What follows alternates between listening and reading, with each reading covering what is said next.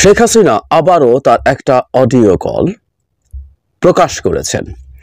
উনি কখনোই ফাঁস করেননি, আর এটা যে প্রকাশ করা হয় এটার একটা ডকুমেন্ট এই কলের মধ্যে আছে। এটা ঠিক কারোর সাথে ব্যক্তিগত ফোন কলও না। আমরা যদি অডিওটা শুনি তাহলে আমরা দেখব এটা আসলে একটা জমায়েত, ছোট সভার মধ্যে উনি কথা বলছেন, ওনার বক্তব্য শোনানো হচ্ছে। এবং আমরা শুনতে থাকলে দেখবো এটা সম্ভবত ডেনমার্ক আওয়ামী লীগের একটা ছোট সভা, সেখানে তিনি বক্তৃতা করছেন, রীতিমতো অন্যরাও ইন্টারাক্ট করছেন, অনেকে তাদের বক্তব্য দিচ্ছেন। এবং তার বক্তব্যের শুরুতে তিনি বলছেন, আমার বক্তব্য তোমরা রেকর্ড করতে পারো এবং প্রকাশ করতে পারো। আমরা এর আগে তার যখন ফোন কলগুলো আমাদের সামনে আসছিল, আমরা অনেকে এগুলোকে এআই বলে উড়িয়ে দেওয়ার চেষ্টা করছি, অনেকে হাসাহাসি করেছেন যারা এটা নিয়ে কথা বলতে চেয়েছেন। তো এখন কেউ বলতে পারেন তার শুরুতে যে উনি এই কথাটা বলছেন এটাও পুরোটা এআই দিয়ে হতে পারে। না, ব্যাপারগুলো এরকম না। ইনফ্যাক্ট আমরা কিছুদিন আগে ট্রাম্প নিয়ে তার যে বক্তব্য ছিল, সেই বক্তব্যের রিয়াকশনে ট্রাম্পের ছবি নিয়ে বের হওয়া, গ্রেফতার হওয়া, আবার মুহূর্তেই ভারতের মিডিয়াতে সেটা প্রকাশ করা, সবকিছুতে আমরা বুঝতে পারি এগুলো শেখ হাসিনার বক্তব্য। Not only that, BBC Bangla কয়েকদিন আগে একটা রিপোর্টে খুব স্পষ্টভাবে বলেছে যে ভারতের পদস্থ কর্মকর্তারা সরাসরি না বললেও প্রকাশ্যে স্বীকার না করলেও তারা নিশ্চিত করেছেন এগুলো শেখ হাসিনারই কণ্ঠস্বর। তাহলে আসলে আর কিছু বলার থাকে না। এবং তারা এটা বলছেন যে শেখ হাসিনার একটা স্পেসে একরকম কনফাইন্ড আছেন তার নিরাপত্তার স্বার্থে, কিন্তু তার যোগাযোগের সব রকম টুলস তার কাছে আছে, তার কথা বলা, তার ইন্টারনেটে কানেক্টেড হওয়া সব কিছুই আছে। সুতরাং এটা একটা নতুন ডাইমেনশন এবার তিনি নিজের মুখে বলতে আমরা শুনছি। ভেতরে যা যা আছে এগুলো এক ধরনের গতানুগতিক কথা, তার ডিনায়াল প্রথম থেকেই আছে। উনি কাউকে হত্যা করেননি, গণহত্যা করেননি, সব গণহত্যা ডক্টর ইউনূস করেছে। পুলিশের কাছে কোনো মেটাল বুলেট তার সব ভাষ্য মতে নাকি ছিল না, ফলে সবাই যা ইচ্ছা তা করতে পেরেছে, কোটাই মেনে নিয়েছেন। তারপরও কেন এগুলো হলো, উদ্দেশ্য ছিল নাকি তাকে হত্যা করা, এবং সেটা করার জন্য সবাই চেষ্টা করেছে। তখন আশপাশের লোকজন তাকে হত্যা করা মানে বাংলাদেশকে হত্যা করা, তিনি না থাকা মানে বাংলাদেশ শেষ হয়ে যাওয়া, বাংলাদেশ এখন ভালো হতে শুরু করবে, কারণ তিনি ছিলেন না, তিনি নেই, তিনি থাকা মানে এই দেশ শেষ হয়ে যাওয়া। তিলে তিলে এই দেশটাকে উনি শেষ করেছেন, এবং এই শেষ হওয়ার মাসুল আমরা কত রকম ভাবে দিব আমরা এটা খুব স্পষ্টভাবে দেখতে পাচ্ছি।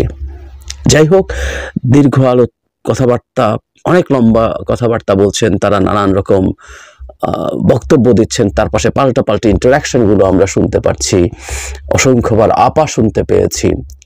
নট অনলি দ্যাট, লুটপাট, এই সরকার নাকি সবকিছু লুটপাট করার জন্য, এই অভ্যুত্থান হয়েছে লুটপাট করার জন্য।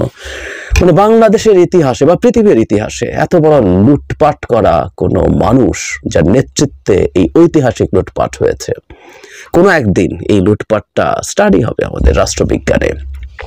মাফিয়া স্টেট বানিয়ে কিভাবে স্টেটকে শেষ করা হয়েছে, তিনি লুটপাটের বক্তব্য দিচ্ছেন। এবং খুব ইন্টারেস্টিং, তিনি ডক্টর ইউনূসও নাকি চুরি করতে গেছেন, লুট করতে গেছেন গণভবনে। আমি জানি না আওয়ামী লীগের লোকজন কতটা শিশুতোষ, মানে প্রথম একবার নাকি লোকজন গিয়ে ওটাকে ছাত্র জনতা লুট করেছে, পরে শেষ হওয়ার পর যা বাকি আছে সেটা লুট করার জন্য ডক্টর ইউনূস গেছেন। আমরা ডক্টর ইউনূসকে যেতে দেখেছি, নিশ্চিতভাবেই দেখেছি, এবং তিনি আসলে এটাকে যে একটা জাদুঘর হবে জুলাই অভ্যুত্থানের, সেটার কি হবে না হবে সেই পরিকল্পনা করতে গেছেন। কিন্তু ডক্টর ইউনূস গেছেন লুট করতে, এবং সেই কথা শুনে তার সভায় উপস্থিত লোকজন হই হই করে ওঠেন, উৎসাহ দেন। এই হলো আওয়ামী লীগ, এবং এই আওয়ামী লীগ আবার ফেরত আসতে চাইছে। যাই হোক, ফাইন, আমি আমি আমি আগেও বলেছি আওয়ামী লীগের শেখ হাসিনার এ ধরনের ফোন কল আরো আসুক, আসতে থাকুক, এগুলো আমাদেরকে হেল্প করবে, হেল্প করে। মানুষ কত নীচ, কত নিষ্ঠুর, কত বর্বর, প্রতিটা ফোন কল আমাদেরকে স্মরণ করিয়ে দেয়। ন্যূনতম কোনো দুঃখবোধ, ন্যূনতম কোনো অপরাধ বোধ নেই। সুতরাং কেউ কেউ যদি বলেন আগে কি ভালো ছিলাম বা আগেই ভালো ছিলাম, মানে কারো বলার টেন্ডেন্সি আছে, এবং in most of the cases those people are paid, অথবা তারা আওয়ামী লীগের হালুয়া রুটির ভাগ পেয়েছিল আগে, কোনো না কোনো একটা তো বটেই। যাই হোক, আগে ভালো ছিলাম কিনা, এই নারী যতবার আমাদের সামনে আসবেন, কথা বলবেন, তার চেহারা দেখাবেন, তত আমাদের জন্য সেই জিনিসটা কমব্যাট করা সহজ হবে। কিন্তু আজকের ভিডিও যেটা সবচেয়ে জরুরি আমি মনে করি, সরকারের এই ব্যাপারে কথা বলা দরকারও আছে। এটা নিয়ে বন্ধ হবে তা না, কিন্তু আমি প্রায় বলছি যে শেখ হাসিনা ওখানে আছেন এবং যা যা করছেন এটা ভারত সরকারের উপরে পাল্টা চাপ দেওয়ার জন্য কাজ করবে। সুতরাং সরকার এই কাজটা করবে এই উদ্দেশ্যে না যে এটার পর শেখ হাসিনার এসব বক্তব্য বন্ধ হবে। আমি বলছি এই বক্তব্যগুলো চালু থাকায় কোনো ক্ষতি নাই, বরং লাভই আছে। কিন্তু সরকারের অবস্থান তার জায়গা থেকে এটা হতে পারে। ডক্টর ইউনূস ইনফ্যাক্ট রিপিটেডলি এটা বলেছেন। ইনফ্যাক্ট গতদিন আমি আল জাজিরার সাথে সাক্ষাৎকারেও দেখেছি যে তিনি ওখানে ফর দ্য টাইম বিং আছেন, ইটস ওকে, তাকে চাওয়া হবে যখন তার কনভিকশন হবে। কিন্তু সেখানে বসে তিনি যা যা করছেন, তিনি দেশের ভেতরে যেসব আদেশ দিচ্ছেন, বক্তব্য দিচ্ছেন, দেশে যা যা করতে বলছেন, যেমন এখানেও তিনি প্রবাস থেকে কি কি করা যাবে সেটার ইনস্ট্রাকশন দিচ্ছেন, কিভাবে বিদেশি রাজনীতিবিদ পার্লামেন্টারিয়ানদের সাথে খাতির টাতির করা যায়, করতে হবে, করে কিভাবে কি করতে হবে। মানে দেশপ্রেমিক জাতীয়তাবাদী শেখ হাসিনা, যিনি বিদেশি হস্তক্ষেপের বিরুদ্ধে কত কথা। অবশ্য ভারত তো বিদেশ না, ওটা বাপ কিংবা ওটা প্রভু। তাই দিল্লি আছে, আমরা আছি, ভারতকে তারা ম্যানেজ করে ফেলেছেন, ওটা দিয়ে আমেরিকাকে ম্যানেজ করে, ওটাই সমস্যা নেই। ভারত অবশ্য বিদেশ না, ভারত যেহেতু বাপ তাই ওটা আলাদা হিসাব। কিন্তু এত বিদেশের বিরুদ্ধে কথা সেই শেখ হাসিনার মুখে মজাই লাগে।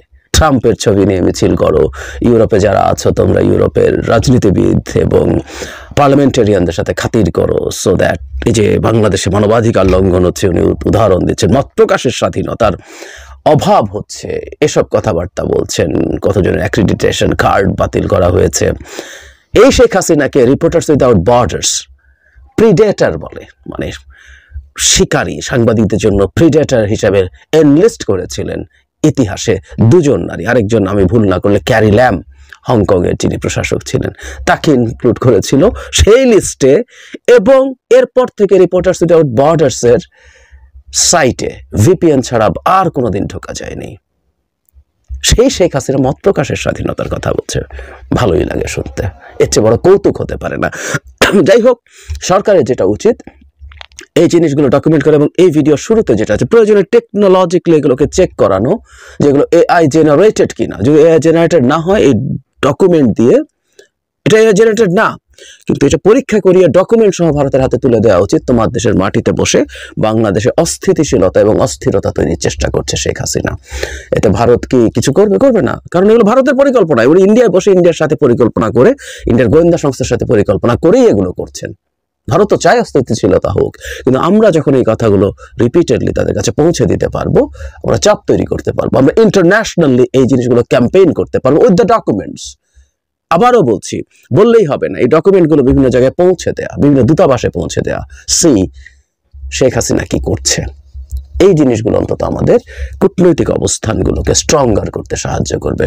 সরকার যাতে এগুলো গাফিলতি না করে, হেলাফেলা না করে, আমরা এই সরকারের পাল্টা ন্যারেটিভ তৈরি, পাল্টা প্রোপাগ্যান্ডা তৈরি উইথ দ্য ডকুমেন্টস, ফ্যাক্টের উপরে আমাদের সমস্যার কিছু নাই, কারণ সত্য আমাদের পক্ষে আছে।